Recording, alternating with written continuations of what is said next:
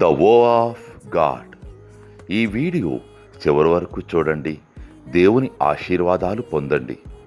దేవుని నామములో మీకు నా హృదయపూర్వక వందనములు. మిమ్మల్ని మీ కుటుంబమును దేవుడు బహుగా ఆశీర్వదించునుగాక. ఈరోజు మీ రాకపోకలి యందు మీరు చేసే ప్రతి పనిలోనూ దేవుడు మీకు తోడుగా ఉండునుగాక.